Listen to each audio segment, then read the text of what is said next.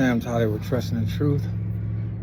Take a break from this morning ride, and I need to address a couple of things. It seems like people forget or they don't pay attention.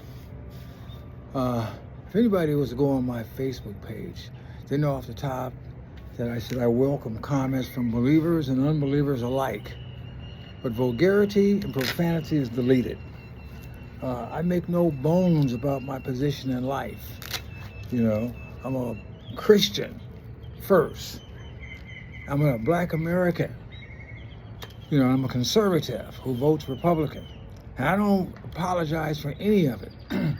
However, at the same time, I recognize that there are many people that aren't Christians, many people that aren't Republicans, many people that aren't Black. And they may have a different opinion than I share. And I don't mind because we are different people.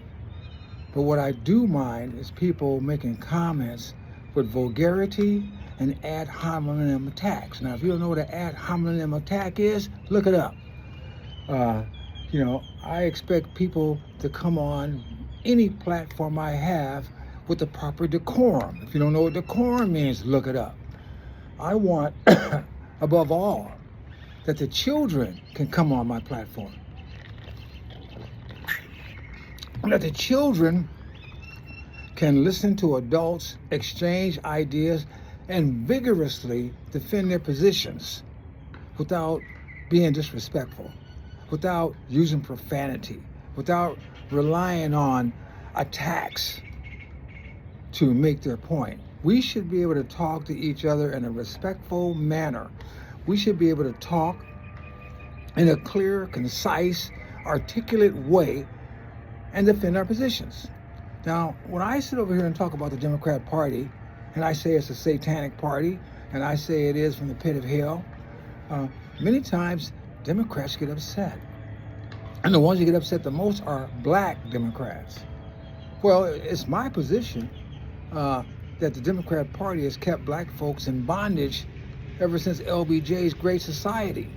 I make no bones about that. If you look at my stuff, it's been saying it for years, that Black folks were better off, even during the Jim Crow era that was created by Democrats, than they are now. And the only reason why I say they were better off, not because of Jim Crow, but because the family was intact. Just like the Messiah, Obama, that so many Black folks idolize. In my opinion, he's the worst president ever, even worse than Joe Biden, who was disastrous, you know, and Jimmy Carter, who was disastrous. And the reason why is because of a theological position. God created the family first. That was the first institution he created. And Obama in his presidency saw the destruction of the family in America. Now, a lot of people, that's over your head. You don't think nothing about it. You don't care nothing about it. Same-sex marriage don't mean nothing to you. Well, it should. Whether you Black, white, or polka dot. Because the day is going to come when God's going to judge this earth. And he's going to judge all of us, you know.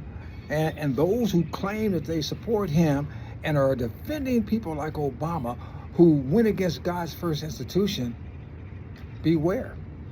You need to repent and turn your life back to the Lord. Now, I've asked Black Democrats many times to come on my podcast, defend your position. You know, so far, none of them has responded. I asked another one this morning. We'll see. You know, because they love to talk about Black conservatives. They love to talk about Black Republicans. They love to talk about us like we don't know what we're talking about. We know what we're talking about. We know what we're engaging in. We know the hostility, the animus, and the crap that we have to put up with from many of them. And the fact of it is we think that both you guys and us want the same thing. We want our families to be fed. We want our society to grow. We want our people, this guy is doing his job at the park. We want things better for all of us. We just don't think the way that you're going about it is the right way. Just like you don't think the way we're going about it is the right way. And there's nothing wrong with a difference of opinion. It's when you make it so you can't talk about the opinion. when you make it so if I disagree with you, then I'm on Uncle Tom. Matter of fact, when you call a black conservative an Uncle Tom, you are basically giving them a compliment, even though you don't know it. I think his name was Josiah Henson, was the person that inspired the novel Uncle Tom. And Uncle Tom was not a shiftless, low-down, stupid person. He was a God-fearing Christian that gave his life to save people. And the left, the communists, the secularists, the folks that are against the devil, the folks that are against God, had to try to destroy Uncle Tom. And so then they made it pejorative. If you don't know what pejorative is, look it up. Talking about making Uncle Tom the bad guy when Uncle Tom was really the good guy. So there's so much that you guys on the Democrat side don't even understand, don't know, because they've denied you the information, they denied you the history, they denied you the ability to discern. They've gotten you so truncated, they got you so inundated with stupidity and anger and hostility that, like right now, what does the Democrat Party stand for? They stand for everything Trump is against.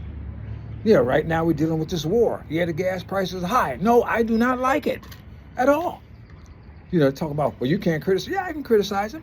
It's going to bear out in the future whether the decisions that he made regarding Iran are the right ones or not. If they find out that Iran was really going to try to nuke us, it's better to have high gas prices now than to get nuked. Now, when they were talking about Bush and the war of mass destruction, weapons of mass destruction never happened, that didn't bear out. So we're going to have to find out. And all these different politicians have been running around for years, Republicans and Democrats alike, saying that they were going to stop Iran, and nobody did anything. Trump has done it. So we're going to have to see about that part. So when people say, well, you can't criticize, yeah, I can criticize him. I can criticize anybody.